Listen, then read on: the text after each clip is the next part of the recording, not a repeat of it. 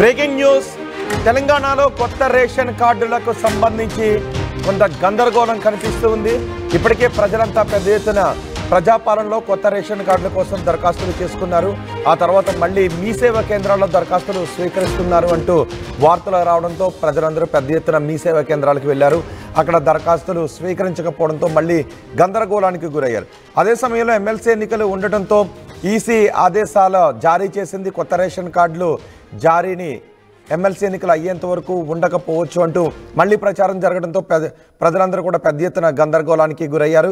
ఈ నేపథ్యంలో పౌర సరఫరాల శాఖ స్పష్టంగా ఆదేశాలు జారీ చేసింది.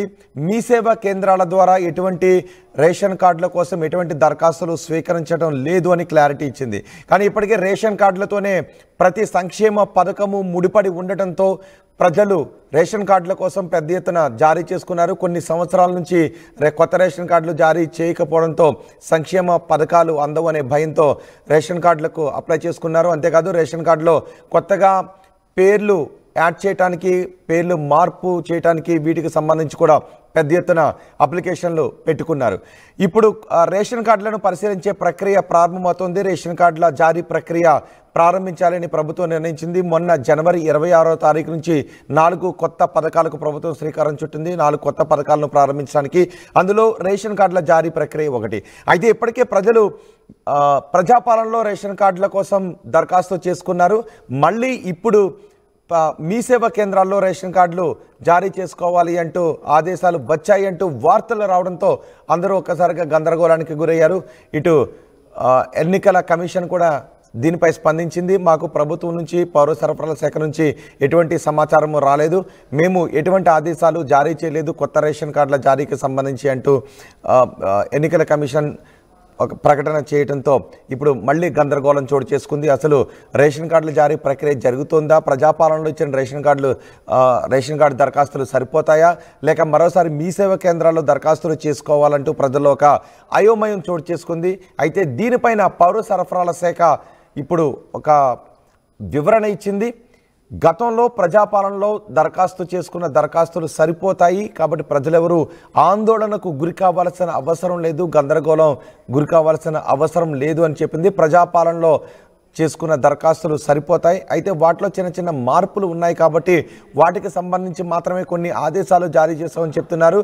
ప్రజాపాలనలో వచ్చిన దరఖాస్తులు అన్నిటినీ కూడా ఆన్లైన్ చెయ్యాలి అని ఆదేశాలు జారీ చేస్తాం తప్ప మళ్ళీ ప్రజలందరూ ఆన్లైన్లో దరఖాస్తులు చేసుకోవాలి అని చెప్పలేదు. ఇది ప్రజలెవరూ గందరగోళానికి గురి కావాల్సిన అవసరం లేదు అని స్పష్టం చేయడంతో ఇప్పుడు ఆ గందరగోళం కొంత సద్దుమణిగినట్టుగానే కనిపిస్తుంది.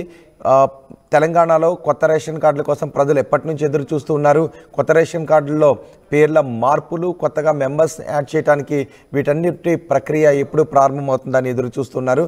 అయితే ఇప్పుడు ఇటీవల చోటు చేసుకున్న ఈ పరిణామాలు, మళ్ళీ రేషన్ కార్డులు కొత్త రేషన్ కార్డులు కావాల్సిన వాళ్ళు మీ సేవా కేంద్రాల్లో అప్లై చేసుకోవాలి అని ఆదేశాలు జారీ చేసిందనే వార్తలు రావడంతో ప్రజలు కొంత గందరగోళానికి గురయ్యారు. అయితే ప్రభుత్వం జారీ చేసిన ఆదేశాలు అది ప్రజలు మళ్ళీ కొత్తగా రేషన్ కార్డుల కోసం దరఖాస్తు చేసుకోవాలనే ఆదేశాలు కాదు. గతంలో ప్రజలు మీ సేవలో ప్రజాపాలనలో చేసుకున్న దరఖాస్తులను ఆన్లైన్ చెయ్యాలి అని సంబంధిత అధికారులకు జారీ చేసిన ఆదేశాలు మాత్రమే అని ప్రభుత్వం వివరణ ఇవ్వడంతో ఈ గందరగోళానికి ఫుల్ స్టాప్ పడింది. సో ప్రజలెవరూ ఆందోళన చెందాల్సిన అవసరం లేదు. గతంలో మీరు ప్రజాపాలనలో దరఖాస్తు చేసుకున్నారు కాబట్టి ఆ దరఖాస్తులు సరిపోతాయి, మరోసారి దరఖాస్తులు చేసుకోవాల్సిన అవసరం లేదు. ఆ దరఖాస్తులను ప్రభుత్వం పరిశీలించి అర్హులైన వారందరికీ రేషన్ కార్డులు జారీ చేస్తుందని అధికారులు చెప్తున్నారు.